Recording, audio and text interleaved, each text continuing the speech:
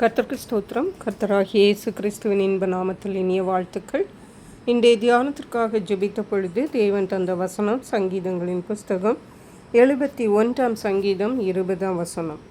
அநேக இக்கட்டுகளையும் ஆபத்துகளையும் காணும்படி செய்த என்னை நீர் திரும்பவும் உயிர்ப்பித்து திரும்பவும் என்னை பூமியின் பாதாளங்களிலிருந்து ஏற பண்ணுவீர். நம்முடைய கர்த்தராகிய இயேசு கிறிஸ்து நம்மை உயிர்ப்பிக்கிற தேவனாயிருக்கிறார். ஒருவேளை இன்றைக்கு உங்களுடைய சூழ்நிலை அவ்வளவுதான் என்று இருக்கலாம். அநேக இக்கட்டுகளையும் ஆபத்துகளையும் கூட உங்களுடைய வாழ்க்கையில் நீங்கள் சந்தித்து கொண்டிருக்கலாம்.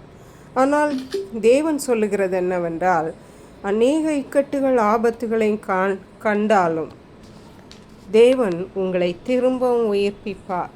ஹல்லேலூயா. திரும்பவும் உயிர்ப்பித்து திரும்பவும் பூமியின் பாதாளங்களிலிருந்து ஏற பண்ணுவார்.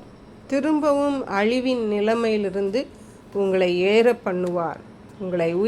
உங்களுக்கு உயிர் கொடுப்பார். அடுத்த வசனம் சொல்லுகிறது, என் மேன்மையை பெருக பண்ணி என்னை மறுபடியும் தேற்றுவீர். ஹல்லேலூயா. திரும்பவும் மறுபடியும் தேவன் உங்களை உயிர்ப்பித்து தேற்றி ஆற்றி அரவணைத்து ஆசீர்வதிக்கிற தேவன் என்பதை மறந்து போகாதிருங்கள். இந்த வசனம் ஆதியாகம புஸ்தகம் 45 அதிகாரம் 27 வசனம் சொல்லுகிறது, அவர்கள் யோசேப்பு தங்களுடனே சொன்ன வார்த்தைகள் யாவையும் அவனுக்கு சொன்ன போதும் தன்னை ஏற்றி கொண்டு போகும்படி யோசேப்பு அனுப்பின வண்டிகளை அவன் கண்டபோது அவர்களுடைய தகப்பனாகிய யாக்கோபின் ஆவி உயர்த்தது. ஹல்லேலூயா. யாக்கோபு மிகவும் வயது முதிர்ந்தவராயிருந்தார். அவர் பல ஆண்டுகளுக்கு முன்பாக தான் இழந்து போன அந்த யோசேப்புக்கு குறித்து அவருக்கு எந்த ஒரு நம்பிக்கையும் இல்லாதிருந்தது. அப்படிப்பட்ட நேரத்தில்தான் மற்ற பிள்ளைகள் யோசேப்பை இன்னும் உயிரோடு இருக்கிறான், அரண்மனையில் இருக்கிறான் என்று சொன்ன பொழுது அவருடைய ஆவி உயர்த்தது. ஹல்லேலூயா. தேவன் நம்முடைய துன்பங்களை மாற்றி நம்மை உயிர்ப்பிக்க வயது ஒரு தடை கிடையாது. அவர் எந்த நேரத்திலும் எந்த சூழ்நிலையிலும் எந்த ஸ்டேஜிலும் தேவன் நமக்கு நம்மை உயிர்ப்பிக்க வல்லமையுள்ளவராயிருக்கிறார். சங்கீதங்களின் புஸ்தகம் 138 சங்கீதம் 7 வசனம் சொல்லுகிறது, நான் துன்பத்தின் நடுவில் நடந்தாலும் நீர் என்னை உயிர்ப்பிப்பீர். என் சத்துருக்களின் கோபத்துக்கு விரோதமாக உமது கையை நீட்டுவீர். உமது வலது கரம் என்னை ரட்சிக்கும்.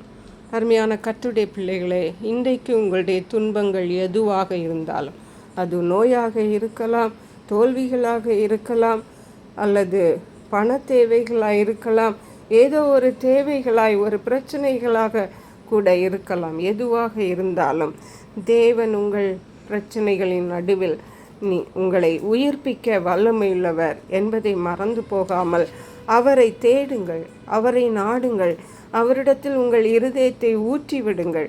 தேவன் உங்களை உயிர்ப்பிப்பார், திரும்பவும் கட்டுவார், அநேகருக்கு ஆசீர்வாதமாக வைப்பார். கர்த்தருடைய சித்தத்தை அறிந்து செயல்பட்டு கர்த்தருடைய நாமம் மகிமைக்கென்று சாட்சிகளாக இருங்கள். கர்த்தர் இந்த வார்த்தைகளை ஆசீர்வதிப்பாராக. ஜெபிப்போம். எங்களை கிருபையை நேசித்து பாதுகாத்து வழி நடத்துகிற எங்கள் அன்பின் தகப்பனே, ஆசீர்வதிக்கப்பட்ட இந்த நல்ல நாளுக்காக நன்றி. இந்த நாளிலும் தேவன் எங்கள் மேன்மையை மறுபடியும் பெருக பண்ணுகிற தேவன்.